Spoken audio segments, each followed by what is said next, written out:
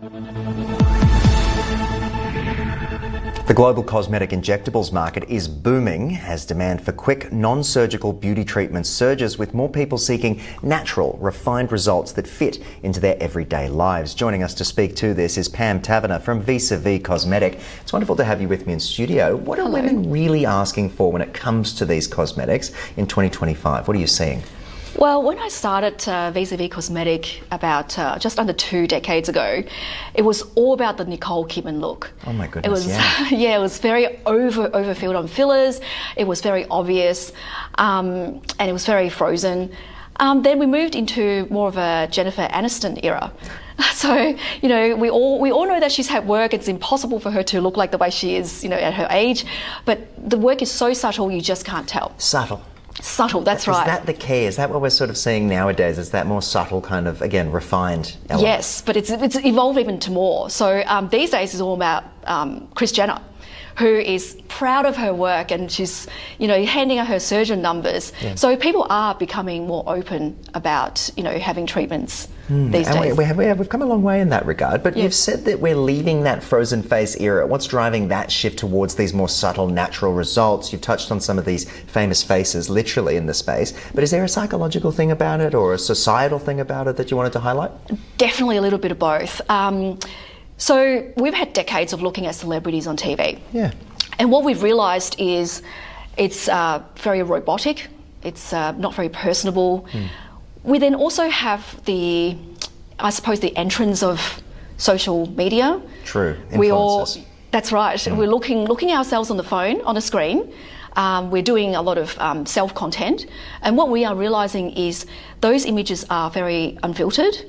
And if we look too frozen, it's very unauthentic. Yeah.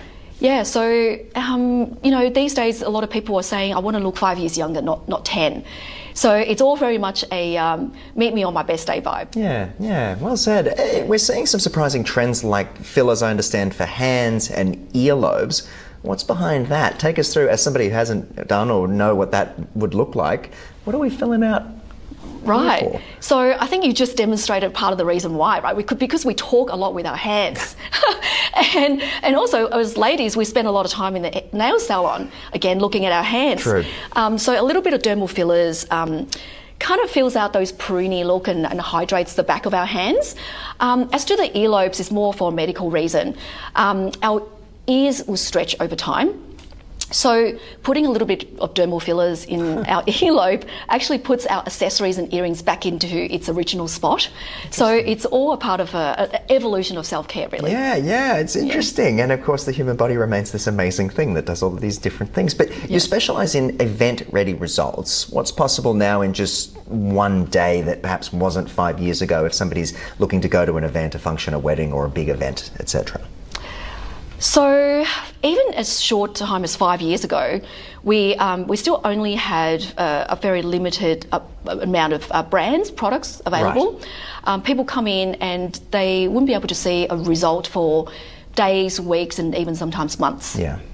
And as little as just recent couple of years, the Australian government has approved a lot more anti-wrinkle new brands. Right. And these are the next generation of medicine in our field, and they just work a lot quicker. Yeah. So these days you can literally have a lunchtime appointment at Vis-A-Vis and then be ready for your event that same evening. Fantastic, which of course takes some of the stress out of preparation. You know, if you are, hoping for these results before the event, it takes the stress out of that, which is great. But for those curious but hesitant perhaps, what should someone look for in a practitioner to ensure for safety and of course quality and things like that? What are you guys offering?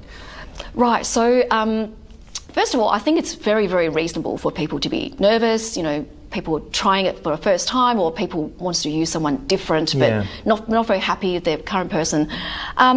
Look, Vis-A-Vis is we're an award-winning practice. We're all licensed. We're very well trained, and we take a very, I suppose, a one-on-one individualistic approach to the way we treat our clients.